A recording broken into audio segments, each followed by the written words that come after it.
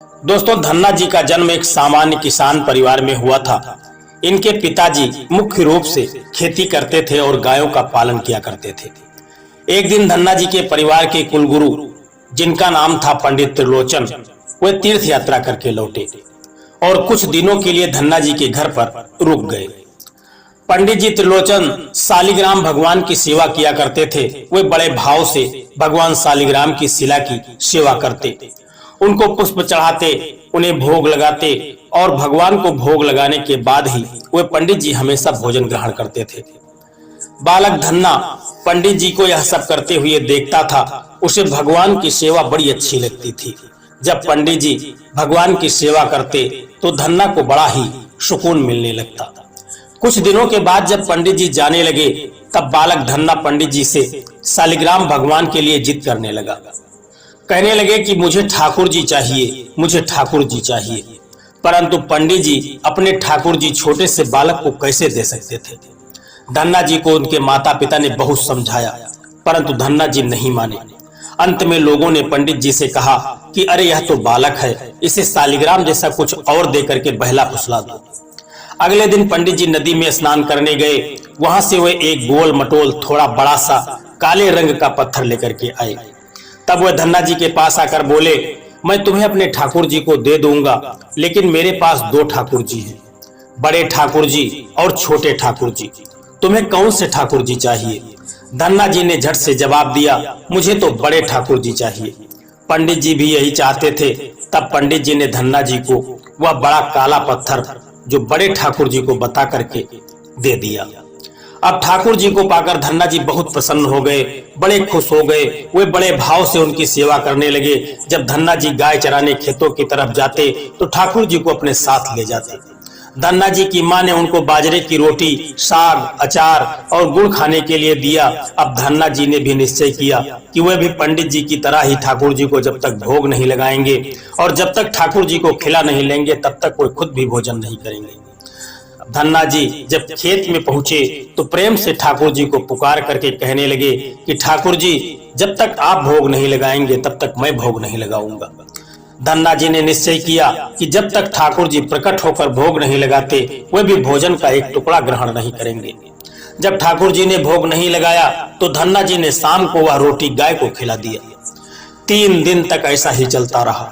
न ठाकुर जी भोग लगाते और न धन्ना जी भोजन करते। चौथे दिन की बात है, धन्ना जी की माता फिर से रोटी लेकर आई। अब धन्ना जी के खेतों में जोर जोर से धन्ना जी जाकर के रोने लगे और ठाकुर जी से गुहार लगाने लगे। वे बोले, आप तो बड़े ठाकुर जी हैं, आपको तो लोग रोज 56 प्रकार का भोजन खिलाते होंगे, परंतु मैं तो बालक हूँ, 3 दिन से भूखा हूँ और परेशान हूँ। आपको मुझ पर दया भी नहीं आती? क्या मुझ पर दया करके ही थोड़ा भोग लगा लो, जिससे मैं भी कुछ खा सकूं? क्योंकि पंडित जी ने कहा था कि आपको खिलाए बिना मैं कुछ नहीं खा सकता, इसलिए पहले आप खा लो, इसके बाद ही मैं खाऊंगा। धन्ना जी की भोलेपन से की गई प्रार्थना को सुनकर भगवान श्री कृष्ण साक्षात प्रकट हो गए। अपने ठाकुर जी को देखकर धन्ना जी बहुत प्रसन्न हो गए। उन्होंने ठाकुर जी को माँ की दी हुई बाजरे की रोटी, साग और गुड़ खाने को दे दिया। ठाकुर जी बड़े चाव से रोटी खाने लगे। 4 रोटियों में से 2 रोटी ठाकुर जी ने खा लिया। अब ठाकुर जी तीसरी रोटी को खाने लगे। तब धन्ना जी ने उनका हाथ पकड़ लिया और कहा, सारी रोटियां आप ही खा जाएंगे, क्या मुझे तो भी भूख लगी है, तो मैं कैसे खाऊंगा? मैं तो 4 दिनों से भूखा हूँ, मैंने कुछ भी नहीं खाया है। 2 रोटी आपने खा ली, अब 2 रोटी मेरे लिए छोड़ दो। इसके बाद ठाकुर जी मुस्कुराने लगे और बची हुई 2 रोटियां धन्ना जी ने खाई जो ठाकुर जी ने छोड़ी थी। अब तो उनका यह रोज का नियम बन गया। धन्ना जी जब भी गाय चराने जाते तो भोजन खेत में जाकर के ठाकुर जी के साथ ही करते। एक दिन ठाकुर जी ने धन्ना जी से कहा कि तुम रोज मुझे रोटी खिलाते हो, मैं मुफ्त में रोटी नहीं खाना चाहता, मैं तुम्हारा कोई काम कर दिया करूंगा। धन्ना जी ने कहा, मैं तो बालक हूँ, केवल गाय ही चराता हूँ, मैं आपको क्या काम बता सकता हूँ। तब ठाकुर जी ने कहा कि मैं तुम्हारी गाय ही चरा दिया करूंगा। उस दिन के बाद से ठाकुर जी धन्ना जी की गाय चराने लगे। एक दिन धन्ना जी ने ठाकुर जी से पूछा, आप मुझे अपने हृदय से क्यों नहीं लगाते? तब ठाकुर जी ने कहा, मैं तुम्हें प्रत्यक्ष हो गया हूँ, लेकिन पूरी तरह से मैं तब मिलता हूँ जब कोई सदगुरु जीव को अपना लेता है। अभी तुम अपने किसी गुरु की शरणागति ग्रहण नहीं की है, इसीलिए मैं तुम्हें अपने हृदय से नहीं लगा सकता।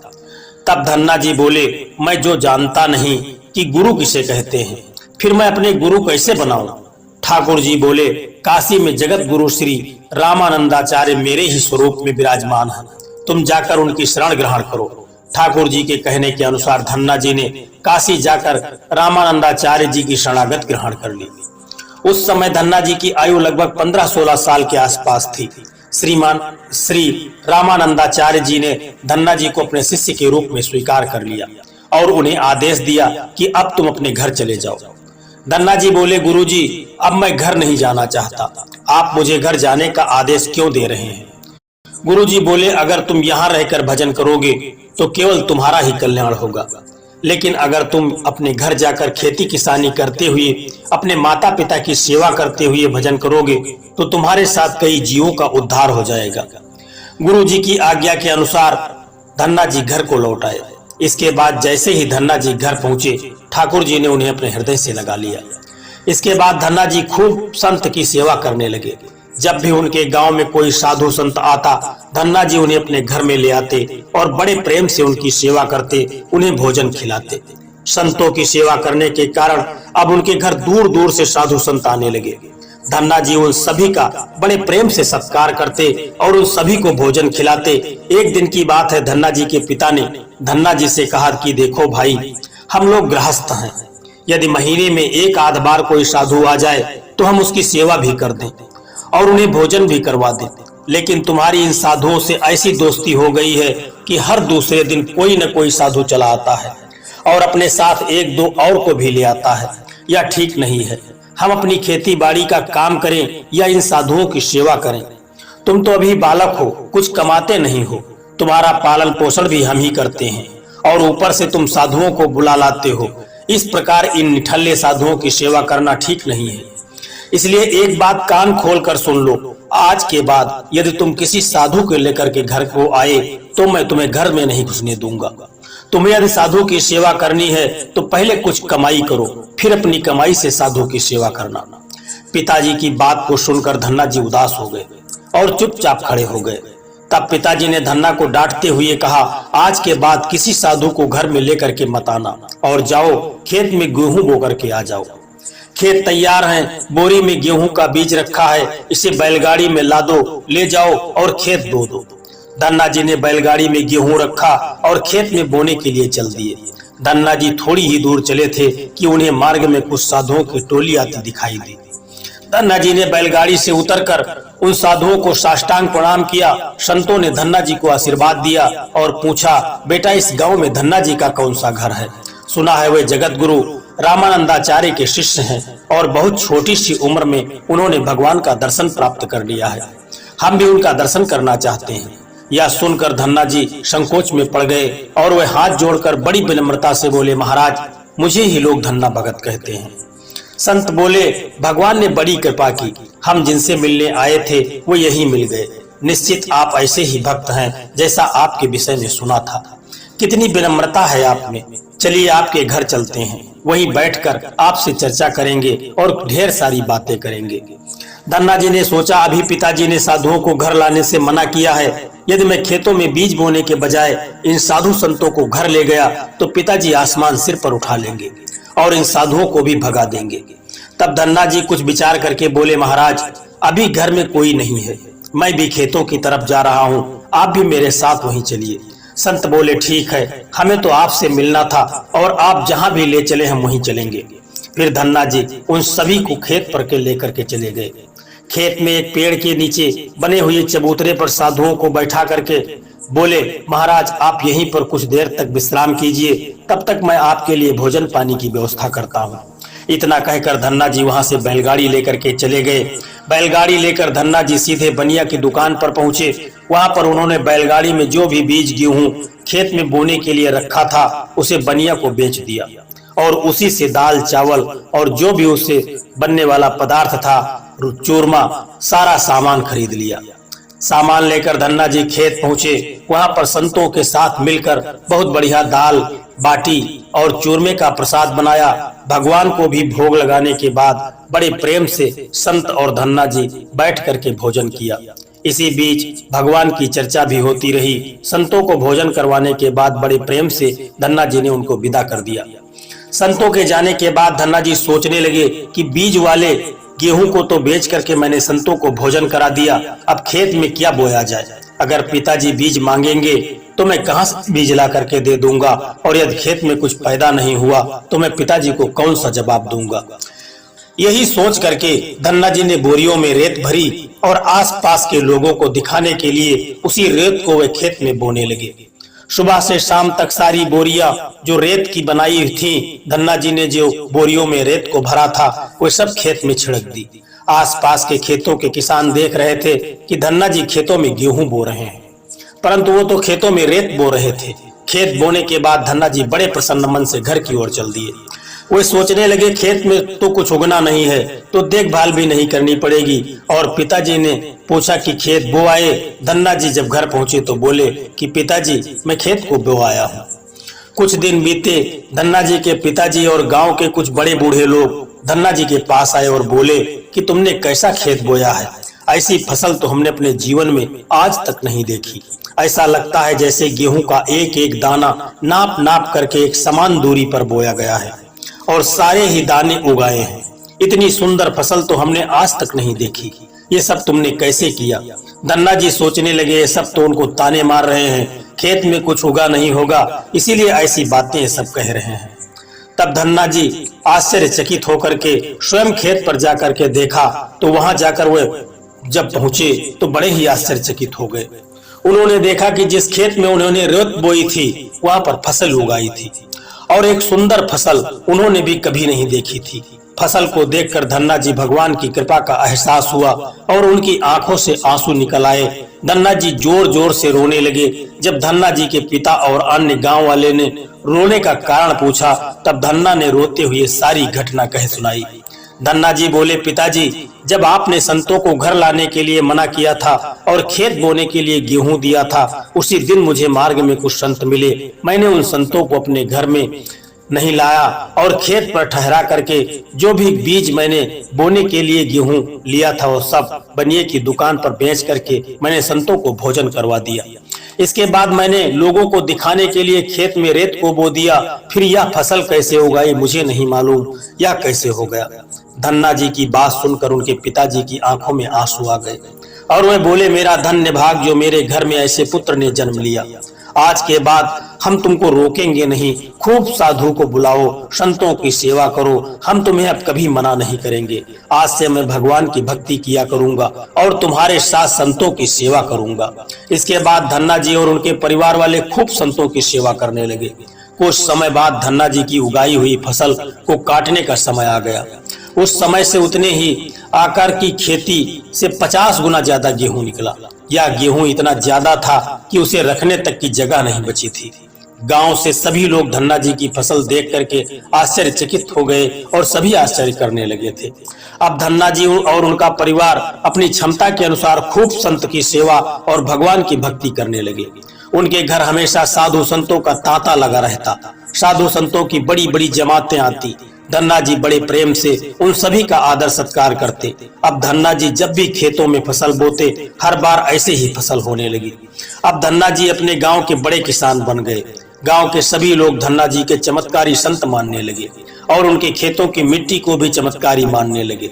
अब जिन लोगों के खेतों में पर्याप्त फसल नहीं होती वे लोग धन्ना जी के खेतों की मिट्टी को ले जाकर अपने खेतों में छिड़क लेते, जिससे उनकी फसल भी अच्छी होने लगी।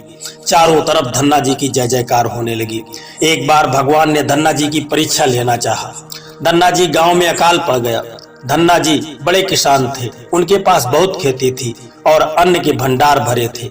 अकाल के कारण उनके गांव और आसपास के क्षेत्रों के ब्राह्मण, संत, गरीब और जरूरतमंद लोग धन्ना जी के पास मदद की उम्मीद से आने लगे।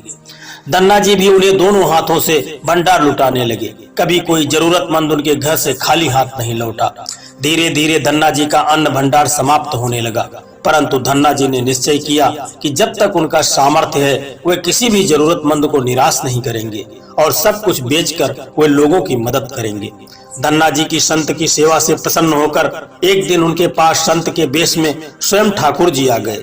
संत ने उन्हें तुम्बा कमंडल बना करके दिया और कुछ लौकी के बीज दिए और उनको कहा कि धन्ना जी इन बीजों को अपने खेत में बो दो और जब इनकी फसल पक जाए तो उनसे जो भी प्राप्त हो उसे लोगों की सेवा में खर्च कर देना। धन्ना जी ने ऐसा ही किया। संत की आज्ञा से उन्होंने तुम्बा के बीज खेतों में बो दिए। गांव के लोग कहने लगे, लगता है धन्ना जी पागल हो गए हैं, ऐसे भीषण अकाल में फसल बो रहे हैं, परंतु वो भी तुम्बा की।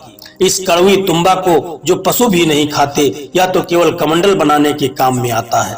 ऐसी फसल यदि उग भी गई, पैदा भी हो गई, तो उसका क्या फायदा होगा। परंतु धन्ना जी ने संत के कहने के अनुसार अपने खेतों में तुम्बा लौकी के बीज बो दिए। कुछ दिन बाद तुम्बा की फसल उगाई। सभी लोग आश्चर्य करने लगे कि ऐसे भीषण अकाल में बिना पानी के कोई फसल कैसे उग सकती है। कुछ ही दिनों में धन्ना जी का खेत हरा भरा हो गया। इसी बीच धन्ना जी जरूरतमंदों की सेवा करते रहे। धन्ना जी ने अपना सारा अन्न भंडार लुटा दिया। उनके घर में जो भी फसल के बीज रखे थे वो सब उन्होंने संतों को भोजन के लिए दान कर दिया। अब उनके पास अपने परिवार के गुजारे के लायक भी अन्न नहीं बचा था। गांव के लोग कहने लगे, बड़ा मूर्ख है जो सारा अन्न लुटा दिया, अपने परिवार के लिए कुछ भी नहीं रखा, और इसने फसल में बोई तो तुम्बा जिसे कोई खा भी नहीं सकता। धन्ना जी को लोगों की बातों से कोई फर्क नहीं पड़ा। वे तो भगवान का नाम लेते रहते और लोगों की मदद करते रहते। एक दिन ऐसा आया जब धन्ना जी के खेतों में लगी फसल पक गई। उनके खेत में बड़े बड़े तुम्बा के फल दिख रहे थे। धन्ना जी ने सोचा, अब दान करने को तो कुछ भी है नहीं, अब इन तुम्बा से कमंडल बनाकर संतों को दिया करेंगे। धन्ना जी खेतों में लगे सभी तुम्बा के फल तोड़कर घर को ले आए। घर आकर जैसे ही उन्होंने एक तुम्बा को कमंडल बनाने के लिए काटा, उन्होंने देखा कि तुम्बा हीरे, मोती, जवाहरात और कीमती रत्नों से भरा हुआ था। तुम्बा को कीमती रत्नों से भरा हुआ देखकर वे आश्चर्यचकित रह गए। उनके पास तो तुम्बा की पूरी फसल थी।